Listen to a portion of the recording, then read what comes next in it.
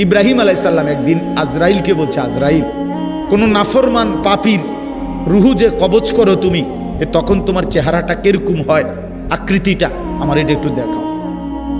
হযরত ইব্রাহিম আলাইহিস সালামকে আজরাইল বলছে, আল্লাহর কসম হে নবী, আপনি সহ্য করতে পারতেন না, আপনি এটা দেখতে চাইেন না। ইব্রাহিম আলাইহিস সালাম বললেন, না, আমার একটু হলেও দেখাও। তো আজরাইল এই বিভৎস আকৃতি, মানে নাফরমানের জান কবজ করার সময় উনার যে চেহারার আকৃতি হয়, এই চেহারাটা ধরে ইব্রাহিম আলাইহিস সালামকে দেখাইলেন। বিশ্বাস করেন, এই কিতাবে আছে, ইমাম কুরতুবীর কিতাব। ইব্রাহিম আলাইহিস সালাম একটা চিৎকার মাইরা বেহুশ হয়ে গেছে।